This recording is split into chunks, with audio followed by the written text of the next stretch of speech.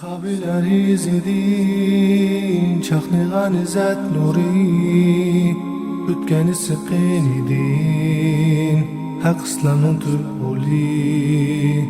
Baş ekmez kafirga, şiddet bilen atseli, Hemze Halid Musab'dek, şir yürek oğlanları.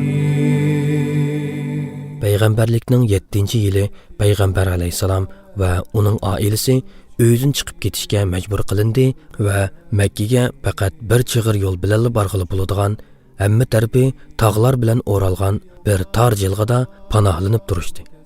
Bu tor jilg'ida Muhammad sallallohu alayhi ve sellem Bani Hashim jamiyati, Mutallib jamiyati yemek ichmakdan cheklanib qamal qilindi. Jamiyatning eng kichik a'zosi 12 yoshli Fatima mu aylar davomlashgan qiyinchilik va azobli turmushni beshidan kechirdi. Och qolgan bolalar va ayollarning echinishli ingrashlari Makkaga anglanib turdi. Quraysh musulmonlarni yemek ichmakdan va boshqalar bilan uchrashishdan chekladi. Musulmonlarning qiyinchiligi faqat haj mavsumida ondan ozroq yengilladi. Bu qamal 3 yil davomlashdi. Qamal bekor qilinganda Rasululloh sallallohu alayhi va sallam texmo ig'ir bo'lgan siqilishlarga va qiyinchiliklarga duch keldi. Rasululloh sallallohu alayhi va sallamning sodiq va amroq ayoli Xadicha uzun o'tmay vafot bo'ldi. Uning vafoti bilan Rasululloh va uning oilasi jafoliq kunlarda hamdamda bo'lgan qo'g'dg'uchisi va homiysi kuchlik orqa terikidan ayrilib qoldi. Hurmatli Xadicha va Abu Talib vafot bo'lgan bu yil qayg'uliq yili deb ataldi. Hozir yosh qiz bo'lib qolgan Fatima onasining vafotiga qattiq qayg'urib va echinib ko'p yig'ladi. U bir mezgil qattiq ich og'riqi tortqachqa salomatligi nacharlashib ketdi. Hatto oilasidagilarni ich og'riqidan o'lib ketarmi degan andishiga selib qo'ydi. Gerçi hadisi Ummu Kulsum shu uyda turayotgan bo'lsa-mu, Fatima onasining vafoti bilan hadisining oiladagi mas'uliyati va yuki barg'ansir eg'irlashib ketganligini obdan tushunatdi. Shunglashqa dadasini texmi qo'llashi zarurligini his qildi. Samimiy muhabbat bilan dadasining hojatidan chiqishga o'zini atadi. U dadasiga shundoq ko'ngil bilib ketgachga Ummu Abu, ya'ni dadasining onasi deb ataldi. U doim Rasululloh azor yegan, qiyinchilikda qolgan, kamsitish va siqilishlarga uchragan chog'larda dadasiga tasalli berdi.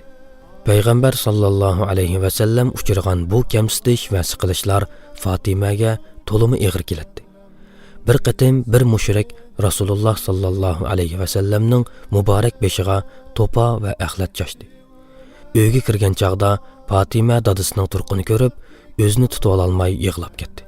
Andın dadısının beşideki pasqınçılıqlarını sürtüp etdi. Yığılma qızım, dedi Peygamber sallallahu aleyhi ve sellem. Allah dadağını qoğdaydı. Peygamber aleyhisselam Fatima'ni tolumu yaxşı göretdi. U bir qitim mundaq degan edi. Kimiki Fatima'ni xoşal qiladigan, u haqiqatan Allah'ni xoşal qilgan bo'ladi. Kimki onun g'azibini keltirdigan, u Allah'ning g'azibini keltirgan bo'ladi. Fatima bo'lsa men. U xoşal bo'lgan narsadan menmi xoşal bo'laman. U bezar bo'lgan narsadan menmi bezar bo'laman. Payg'ambar sallallohu alayhi va sallam yana mundaq degan edi.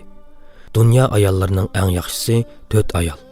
Maryam, Fir'avnning ayoli Asiya, mu'minlarning onasi Xadicha va Muhammad sallallohu alayhi va sallamning qizi Fatima. Fatima shundaq qilib Peygamber aleyhisselamның qalbidagi Xadichaga mansub bo'lgan muhabbat va hurmatga sazovor bo'ldi. Fatima radhiyallohu anhaga nurluq ayol degan ma'noni bildiradigan Zahra deb nom berildi. Chunki uning yuzi nur chechayotgandek ko'rinadi. Aytilishicha, u namozga turganda mehrab uning chiroyidan chiqqan nurdan chaqnab ketadi. U rohat farog'atga berilmagachga yana Batul deb atalgan edi. U vaqtni boshqa ayollar bilan birga o'tkazishning o'rniga vaqtining ko'p qismini namoz o'qish, Qur'on o'qish va boshqa ibodatlarga sarf qiladi.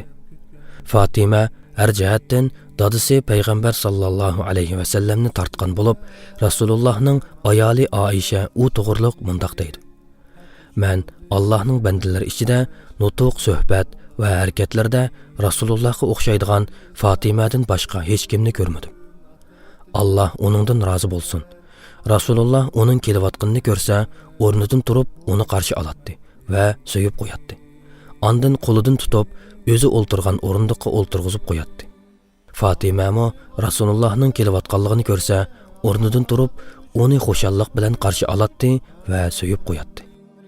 Fatimaning yaxshi mijozi va adablik nutqlari uning kishining amroqligini qo'zg'aydigan go'zal tabiatining bir qismi edi. U peqir va miskinlarga to'limi mehr-shafqatlik bo'lib, garchi o'zi och qolsa-mu, yemakliklarning hammasini hojatmanlarga berib o'tadi. U dunyoning zibu-zinnatlariga va dunyoning rohat farog'atiga qilchimi qiziqmaydi. Garchi turmushi qancha qiyinchilikda va jafoda o'tsin, doim oddiy turmush kechiradi. U dadisining qoyil qilish kuchiga ega nutuq qobiliyatiga varislik qilgan edi. Söz qilsa, boshqalar yig'idan o'zini tutib ololmay qoladi. Uningda boshqalarning hissiyotini qo'zg'ab yig'iltib o'tadigan qobiliyat bor bo'lib, kishilarning qalbida Allohning rahmati va bergan hisobsiz rizqlarga tashakkur, rahmat va hamd sano aytish tuyg'usini paydo qiladi. Fatima radhiyallohu anha Payg'ambar sallallohu alayhi va sallamdan bir necha hafta keyin Madinaga hijrat qildi. U Madinaga Payg'ambar alayhisalom Makkada qolib qolgan oiladagilarni elib kelish uchun avatgan Zayd ibn Harisa bilan birga borgan edi. Rasululloh oilasidan qolib qolganlar Fatima va Ummu Kulsum, Payg'ambar alayhisalomning ayoli Sauda, Zaydning ayoli Baraqa va o'g'li Usamalar edi. Bularning ichida yana Abu Bakrning o'g'li Abdullohmi bor bo'lib, u onasi va ikki hadisi Aisha va Asmaga hamroh bo'lib mangdi. Madinada Fatima dadisi bilan birga masjidga yondosh selingan oddiy hujrada turdi. Hijratning 2-yili u dadisi orqali qo'yilgan 2 to'y taklifini rad qilibdi. Ondan Abu Talibning o'g'li Ali g'ayrat qilib, Rasulullohning qishig'a Fatima bilan to'y qilishni so'rash uchun keldi. Ammo Payg'ambar sallallohu alayhi va sallam bilan ko'rishganda bak izo tortib ketganlikdan eg'iziga gapmi kelmay qoldi. U yerga qarab bir eg'izmi gap qila olmadi. Ondan Payg'ambar alayhisalom so'radi: "Nima ish bilan kelding? Biror narsaga hojiting tushib qoldimi?" Ali yanala undimadi. Rasululloh sallallohu alayhi va sallam: "Ehtimol sen Fatimaga to'y taklifi qo'yg'ili kepsan", dedi. "Ha", dedi Ali. Shu bir eg'iz gap bilan Rasululloh sallallohu alayhi va sallam oddiyla oilamizga kirishingni qarshi olamiz, dedi. Bu so'zni Ali va eshik sirtida Rasulullohning ma'qulligini kutayotgan bir necha ansorlar angladi.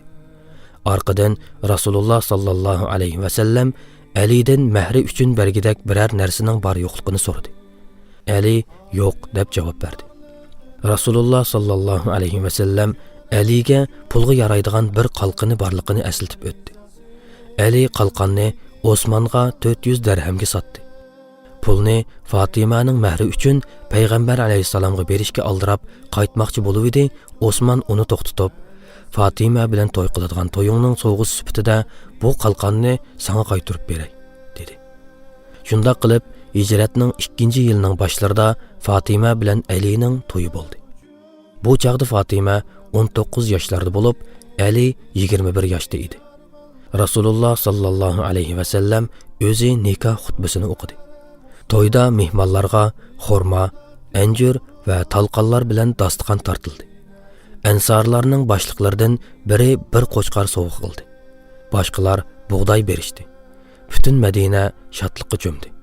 Fatimaning to'yi uchun Rasululloh sallallohu alayhi va sallam Fatima va Aliga xurmaning yo'pirmoqlari yeyitilgan yog'och karvat, mamuq yotgan va xurmaning chiviqlari to'shqizilgan xurum ko'rpa va bir qo'y terisi, bir chaynak, bir tulum sovg'a qildi. Fatima yo'ldoshi bilan turmush kechirish uchun tunji qatim suyimlik dadisining uyidan ayrildi. Payg'ambar alayhisalom Baraqani Fatimaga yordamlashishga avatdi. Shubhisizki, Baraqa Fatima uchun cho'ng bir tasalli edi. Payg'ambar alayhisalom ular uchun duo qilib: "Ey Rabbim, Fatima va Aliga, ularning oilasiga va ularning avlodlariga barakat bergin", dedi. Alining g'urbat kapsida karvatga soladigan narsadan faqat bir qo'y terisi bor edi. To'y qilganning atisi atiganda Payg'ambar alayhisalom Alining uyiga berib eshikni chekdi. Baraqa eshikni ochdi. Rasululloh sallallohu alayhi va sallam uningga: "Ey Ummu Ayman, qarindishimni chaqirgin" dedi. "Sening qarindishingni, qizingga uylangan odamnimi?" deb so'radi Baraqa sal ikkilanish bilan. U ko'nglida payg'ambar sallallohu alayhi va sallam nima uchun Alini qarindishim deb chaqirdi deb gangrab qolgan edi. Rasululloh sallallohu alayhi va sallamning Alini qarindishim deb atishidagi sabab hijratdan keyin musulmonlar ikkidan jup-jup qarindosh bo'lgan. Payg'ambar alayhisalom bilan Ali o'zaro qarindosh bo'lgan edi. Rasululloh sallallohu alayhi va sallam so'zini yuqoriroq ovozda yana bir qatim takrorladi. Ali chiqib keldi. Rasululloh sallallohu alayhi va sallam Allohdan uningga barakat tilab duo qildi. Ondan Fatimani so'radi. Fatima nihoyat uduqqan va izo tortgan holatda chiqib keldi. Rasululloh sallallohu alayhi va sallam uningga: "Men seni oilamdagi eng suyumli odamimga yotliq qildim" dedi. Rasululloh sallallohu alayhi va sallam shu orqali uningga tasalli bermoqchi bo'lgan edi.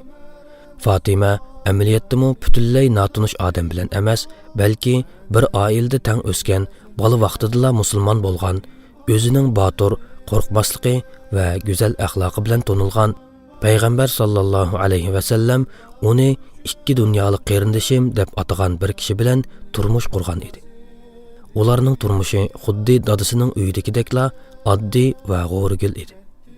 Amaliyotda ularning turmushi moddiy boyliqlarga va rohat farog'atga berilmagan turmush edi. Hayotining oxirigacha Ali ashundoq namrat holatda yashadi. Chunki u hech qanday moddiy boylik yig'magan edi. Fatima bo'lsa, o'zining hamshirlari ichida qo'l ilikida bor odamga uylanmagan yolg'iz ayol edi. Allah uchun faqat Rabbning rizasi dildagi armonlari ketdi Umarim Usmon nahli qo'g'dab tek turib Anas ibn Nazirda ummatning polvonlari